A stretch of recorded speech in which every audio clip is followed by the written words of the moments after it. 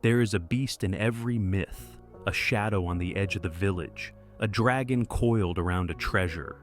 As a child, you learn to fear the beast and to seek safety. You were praised for being polite, quiet, agreeable. Anger was frowned upon. Power was suspect. Over time, you believed that goodness meant being harmless. But now you stand at a crossroads, feeling a fire you can no longer ignore. You have been pushed, overlooked, or silenced too many times. You have witnessed injustice and felt too small to confront it. The fire grows, and you realize that being harmless has cost you your voice. In this moment, you understand the paradox. To be truly good, you must be capable of ferocity. You must make friends with the monster within, not to unleash chaos, but to wield strength with wisdom. The idea of becoming a monster sounds counterintuitive because the word monster evokes harm. Yet in many stories, the monster is not evil, but misunderstood. The Minotaur lives in a labyrinth because he was rejected. Dragons guard treasures because they are ancient and wise, not just destructive. In psychological terms, the monster represents repressed power and anger. When you deny your capacity for force, that energy doesn't disappear, it festers. It might erupt in passive-aggressive comments, resentment, or secret addictions. A harmless person can harm inadvertently because they do not know how to channel their force. Conversely, a person who acknowledges their power can direct it intentionally. They can set boundaries, defend the vulnerable, and pursue justice without cruelty. To become a monster is to integrate your shadow rather than deny it. Think of a warrior in training. They learn to fight not because they love violence, but because they need to protect. They practice discipline, control, and awareness. They know how to strike and when not to. Similarly, you can train your inner monster. This might mean taking up a physical practice like martial arts, which teaches respect alongside power. It might mean assertiveness training, learning to say no clearly and kindly. It might involve therapy to explore anger and trauma, transforming raw rage into clarity. The training is not about becoming aggressive. It's about becoming grounded in your strength. When you feel your power, you don't need to prove it through dominance. You carry it like a calm lion. People sense it, and they respect you. The journey into your monstrous side can be frightening because it challenges your self-image. If you've always seen yourself as nice, embracing anger feels wrong. You might worry that people will think you're selfish or mean, but there is a difference between being aggressive and being assertive. Aggression seeks to dominate. Assertiveness seeks to express. Assertiveness says, "This is what I need.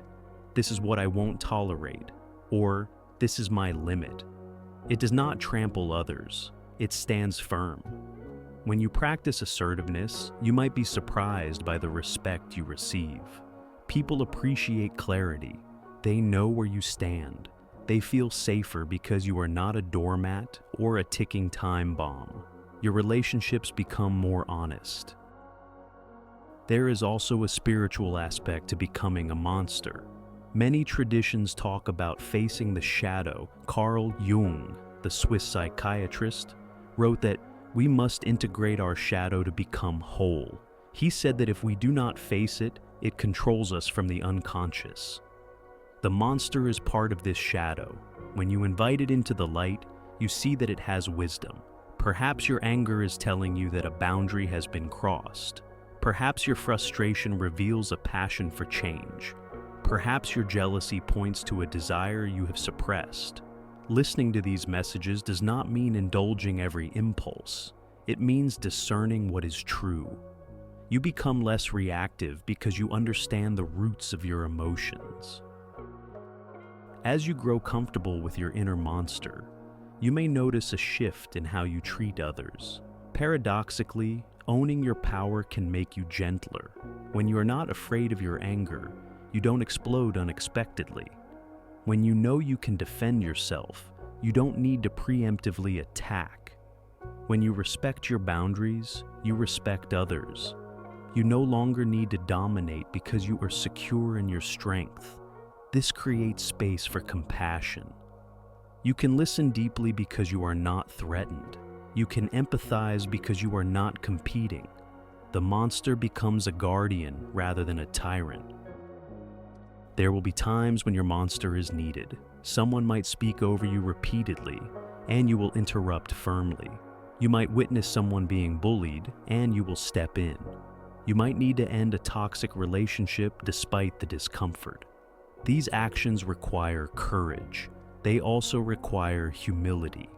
The goal is not to revel in power, but to wield it responsibly. You can ask yourself, am I doing this to protect and align with my values, or to feed my ego? This question keeps your monster honest. It reminds you that power is a tool, not an identity. Embracing your monstrous side also protects you from those who would exploit your kindness. When you are too afraid to assert yourself, manipulative people can take advantage. They know you won't say no.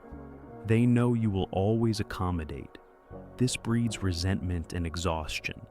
When you tap into your strength, you can say no without guilt. You can leave situations that hurt you. You can walk away from people who drain you.